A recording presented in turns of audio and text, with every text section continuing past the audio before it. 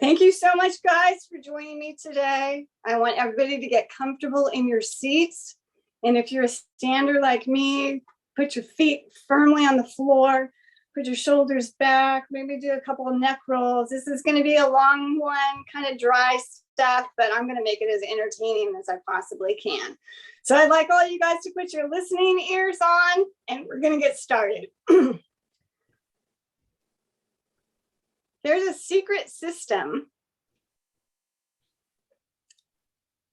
that nobody's talking about.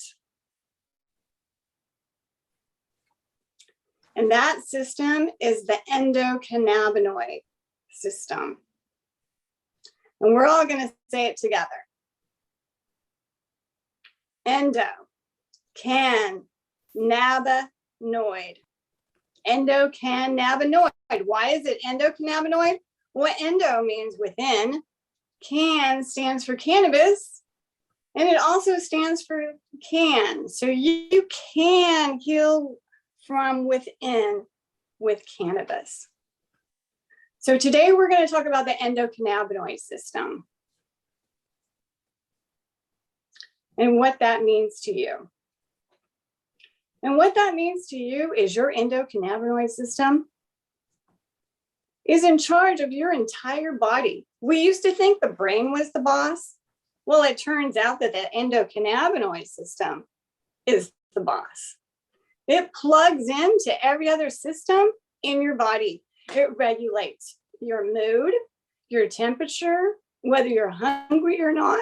It modulates pain. It's what gives you the runner's high. So when you do extreme exercise, it's not endorphins or serotonin. It's your endocannabinoid system that is making you feel really great. So thank you. Much gratitude to our endocannabinoid system. And what's amazing about our endocannabinoid system is that it started evolving about 400 million years ago in sea sponges.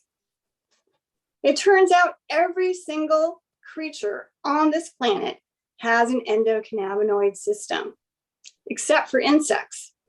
And my guess is that insects don't really feel a lot of pain, so maybe they just don't need an endocannabinoid system. But the rest of us do. The rest of us have issues. And that's the thing. So what's wrong with using cannabis to complete our endocannabinoid system? It might have something to do with the plant that they used to discover this secret system. When I Googled systems yesterday, I was very confounded to find out that I Googled several research sites, and I found out that the endocannabinoid system is not listed as a system in the body, even though places like Harvard, Johns Hopkins, and Stanford now consider this the most important system in your body. Just for funsies, type in your search engine endocannabinoid, and spell check will come on and say that you are spelling it incorrectly. Well, you're not spelling it incorrectly. It's not included in modern medicine textbooks. My oldest daughter is pursuing a career in medicine, and I talked to her about it, and she said the endocannabinoid system was in none of her textbooks. Neither is diet or exercise. The only model that is in medical textbooks today is pharmaceuticals. So the only answer for anything that ails you is a pill. That's what since 1947, when cannabis was written out of the modern pharmacopoeia, that's what it's replaced with. I want to show you a short video about an interview that I did with Rose, and she has MS. And we're going to listen in and see what happened with her and her journey with cannabis. Thank you. Hi, I'm Rose, and I have a rose. What is your first experience with cannabis? Well, when I was a teenager, I experienced, like most teenagers do, with smoking it a little bit and had the little high and the munchies and all that. And then I stopped and did the adult thing and had no further experience with it. And relax. So I understand that you have MS. When were you first diagnosed? I was diagnosed with MS in 2016. What were your symptoms? Extremely tired, a lot of fatigue, aches and pains, really bad headaches. Balance was very off. That's the major. Did you ever consider using cannabis for the treatment of your MS? No, I did not at that time. How did you come to think about cannabis in the treatment for MS? I met Susan at an exercise class, and she knew that I had MS, and she asked if I had tried cannabis, and I said that I had used some CBD oil and that it didn't really work. And she said if I wanted more information to let her know, and she would provide it. And a little while later, I approached her and I asked her for information. So let's tell everybody about what you're taking. Rose is taking cannabis capsules, which are ground up cannabis, and sometimes supporting herbs are mixed in with that. And so she's been taking 2 capsules a day. She takes one that is formulated for daytime and doesn't make her drowsy, and one is formulated for night. So it helps her to get a good night's rest, so her body can do a lot of repair while she's sleeping. Tell us about your experience with the cannabis caps. Well, it took about 2 weeks to realize that I felt different. After the first week, I thought, well, maybe I'm feeling a little bit better. And then the second week, I didn't realize that I wasn't in pain, and because I wasn't in pain. So I kind of realized that I wasn't getting the headaches anymore. I had more energy. I felt just a lot better. I slept completely through the night without waking up. I woke up refreshed. I felt so much better. I don't think I mentioned brain fog, so I didn't have the brain fog anymore. I could concentrate and remember better. And I just gradually got better and better and better till now. I'm so stable. I have very few relapses. I don't have headaches every day. It's amazing. So how do you feel about cannabis legislation and about it being federally Schedule 1? I think it should be. I think it should be available for anybody who needs it medically. I think it should be their choice as to whether they want to use it or not. And I see no reason why it should not be legalized, because it's safer than the medications that the doctors are prescribing. Yeah, tell us a little bit about what they tried to prescribe to you. There were a couple of different injectables that they wanted me to try. One was every 6 months, once was injections every other day. The cost of the medicine 1 month was $8,000. That is correct, $8,000. My copay with my insurance would be $1,500 a month. And I told my doctor that I was not going to take that. I was not going to use it. It was way too expensive. I also read on the side effects that a lot of the side effects were the same as the symptoms of the disease. And so it's like, how do you know your MS is not getting worse and it's not side effects from the medicine? So I just chose not to take it. I was adamant. And then there was another one that could cause terminal brain infections. And I said, no, I'm not using it. So I turned to cannabis. And so we're so glad that you did, because you're just getting better and better every day, right? It's so exciting. Yes, my neurologist is very supportive of my cannabis use. He asked me why I thought I was doing so much better. And I told him, I said, I don't think you really want to know. And he says, no, I do want to know. And I told him, and he said, if it works for you, you continue to do it. I am so glad you didn't take the medication. Perfect. Okay, everybody. How many of you knew that cannabis was that magic and could help someone with as serious of an illness as MS? I would love to see a show of hands to see if anybody knew that. Greg knew that, so yay. Yay, Greg. So I'm here to spread the good news. Cannabis is amazing. And how it works is there's a little bit of science behind it. So we have a really short video clip that we're going to share with you, so you can see how your body can do amazing things. Is the endocannabinoid system and how does it work? The endocannabinoid system, or ECS, is a body-wide signaling network that promotes homeostasis. In other words, as your external environment changes, the ECS keeps your body's internal processes stable. When life stresses increase, for example, the ECS helps maintain neuroplasticity to reduce the risk of depression and anxiety.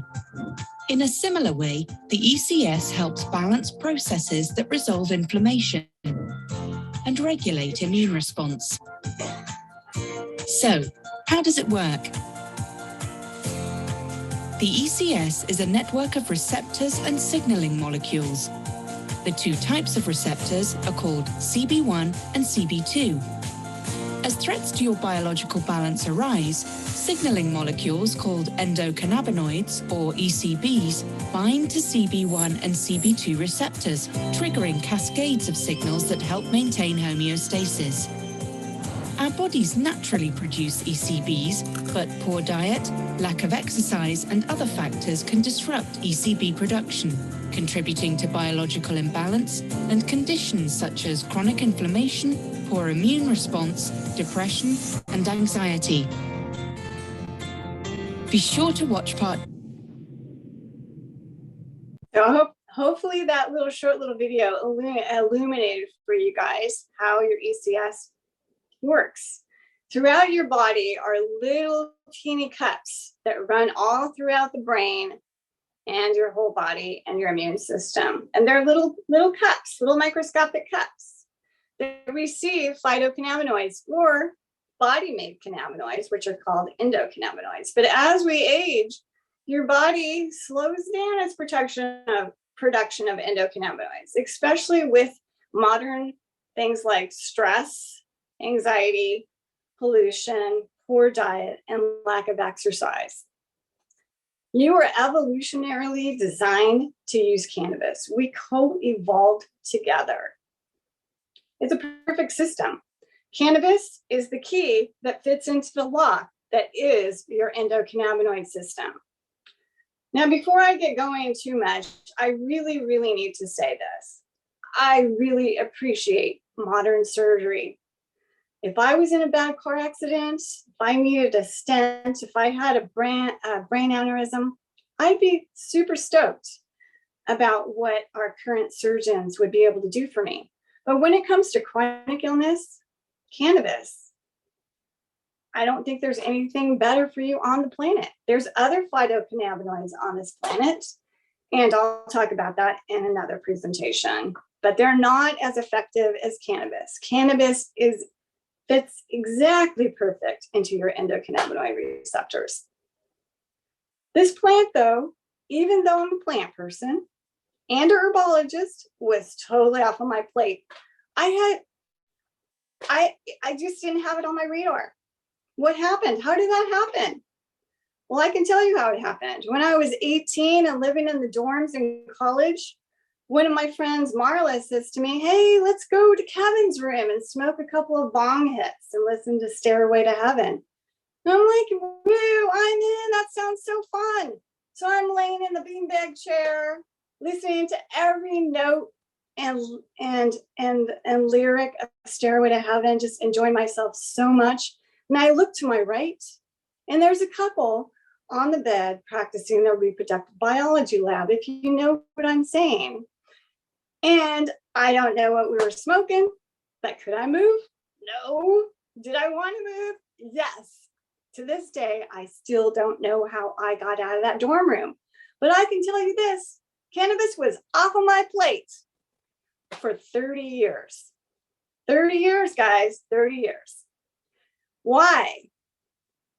It wasn't until my knees started going south, because I'm a transportation bike rider, and my chiropractor said, go to the medical marijuana doctor, get a card, and get some oil for your knees, because they are shot in your head for surgery if you don't do it.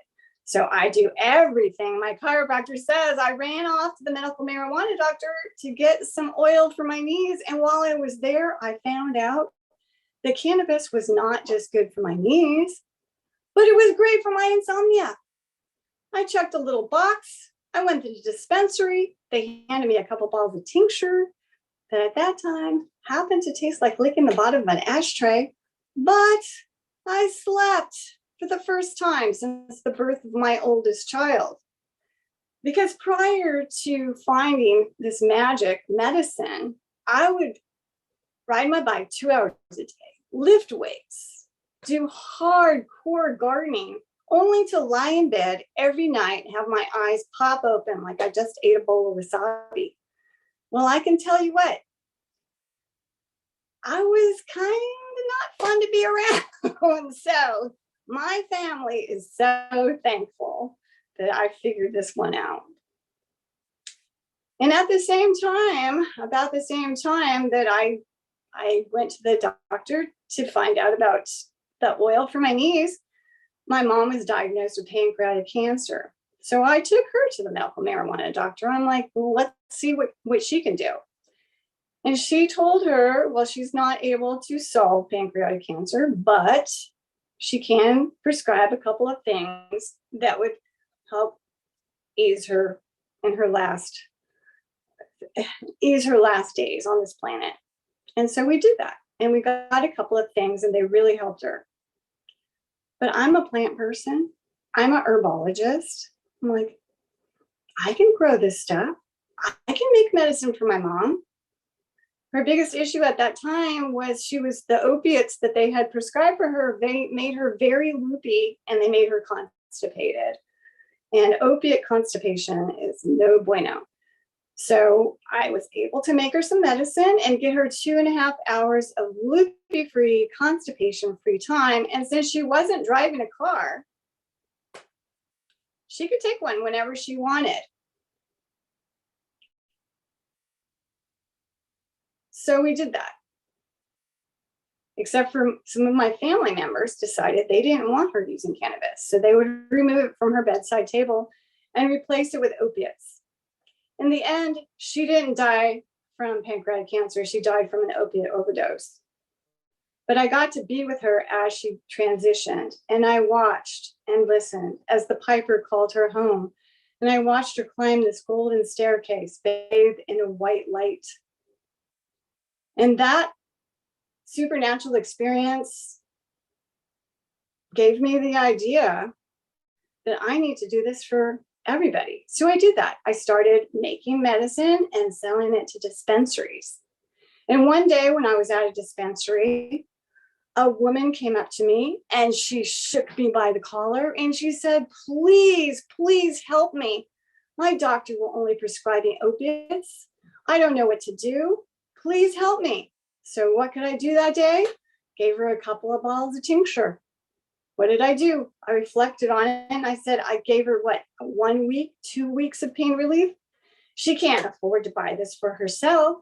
So that's when I decided that my mission from God, or use any other word that you want, the universe, whatever, my mission is to help people. So I want to teach them to grow and make their own medicine. I want to empower people.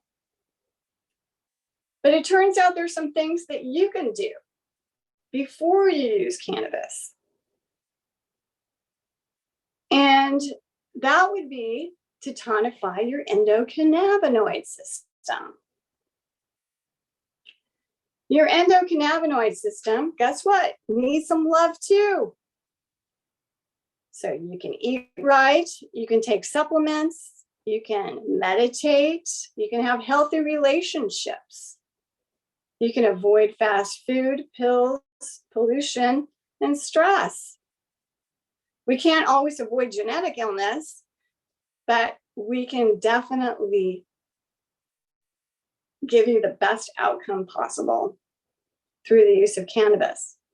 I want to say as a conclusion that I'm here for you guys. I love each and every one of you, and I will help you if you have questions, you want answers, you want to know what to buy at the dispensary.